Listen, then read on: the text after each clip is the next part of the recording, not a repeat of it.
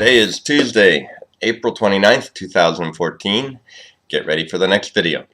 Okay, this past weekend I was talking about something Paul said in Colossians about the fullness of God, the fullness of Christ. And it was from Colossians 1:19. Well, Paul revisits himself again in Colossians 2:9, and so we're going to go there next. But I want to tell you a little bit more about the original Greek word that Paul used for the word fullness and its definition. The Greek word is pleroma, and in context, it is used as has something which has been filled. A ship, inasmuch as it has been filled. For example, it's manned with sailors, rowers, and soldiers. And then another context or continuation of that context is that which fills or with which a thing is filled. Again, referring to a ship, of those things which a ship is filled: freight and merchandise, sailors, oarsmen, soldiers, passengers. Completeness or fullness of time. Remember, it also means a period, it also means performance, and it also means container. So this word fullness in its context is a container or a vessel that is fully manned, fully stocked with every possible thing that it is intended to be stocked and manned with. And so now let's get to Colossians chapter 2 verse 9. Okay, Colossians chapter 2 verse 9. For in him dwelleth all the fullness of the Godhead bodily. Bodily is the operative word here. Now, fullness is the operative word that we want to get to, that I started out with or in the weekend video in chapter 1 verse 19. Fullness is the operative word, but here's another operative word, and that's bodily. Now remember, I was talking about a container, a vessel. The sacrifice of Jesus was imperative. It had to happen bodily.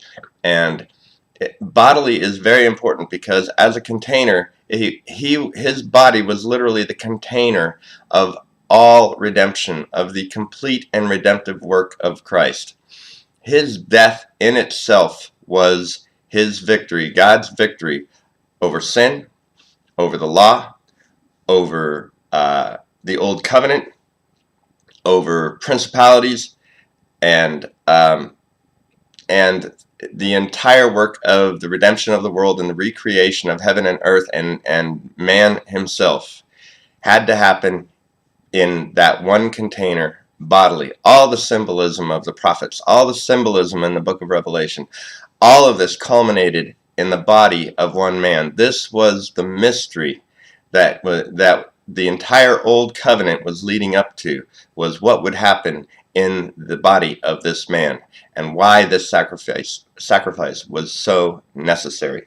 So, for in him dwelleth all the fullness of the Godhead bodily, and ye are complete in him, which is the head of all principality and power. Now, in Pentecostal world, we were taught these powers and principalities were evil spirits and things floating around in the heavens doing nasty things to us in our physical lives. No. Power and principality, all we're talking about is the ordinances of God and those who were in authority to enforce them. We're talking about the scribes and the law itself and all the traditions and the ordinances and the enforcement of those ordinances. And we're talking about people who felt that they were in authority to enforce them, to carry out the punishments and things like that. He was the head of all principality and power, in whom also ye are circumcised with the circumcision made without hands, in putting off the body of the sins of the flesh by the circumcision of Christ.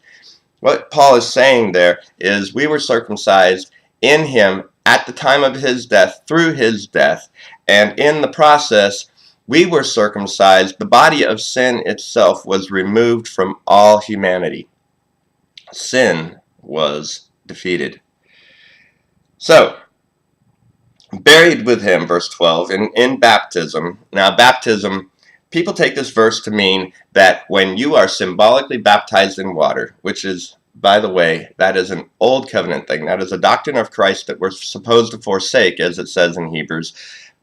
Water baptism was symbolic of the death that Jesus would go through, and we being in him and with him at the time of his death, spiritually, we were baptized into his death. So that's what he's saying, not the water baptism and, oh, that's so symbolic, and when you're baptized with water, you fulfilled that requirement. Bullcrap. We were baptized with him into his death. Buried with him in baptism, wherein also ye are risen with him through the faith of the operation of God. That means God's faith. Who hath raised him from the dead. And you being dead in your sins and the uncircumcision of your flesh, hath he quickened together with him, having forgiven all trespasses, blotting out the handwriting of ordinances. Handwriting of ordinances, what was that? That was the law of the old covenant. He blotted them out in his body. It was blotted out. Remember how Paul said that the law was abolished in his body, that sin was nailed to a tree? Remember, he who knew no sin became sin.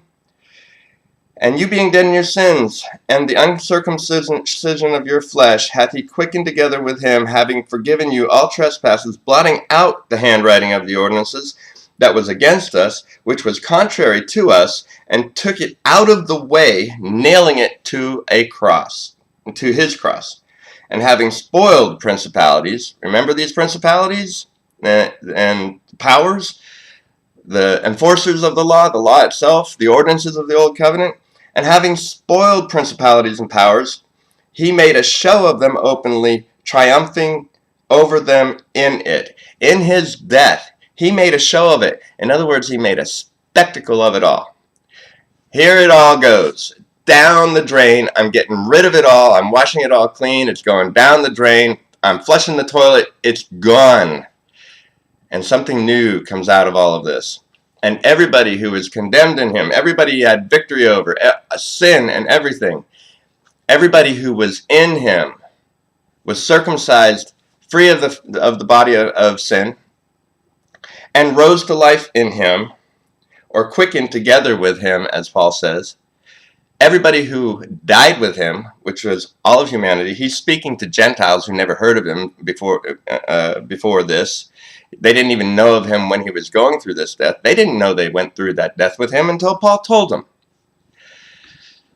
See, the fullness, the gospel is so full, and it all culminated at that cross. There's nothing left to fulfill. There's no righteousness left to fulfill. There's no belief to fulfill. It's just good news that you are redeemed.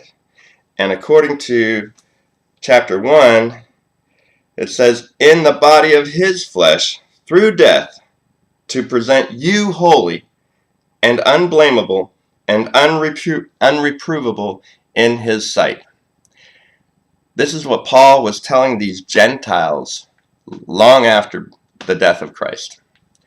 And he's letting them know they no longer need to be alienated with God in their own minds anymore.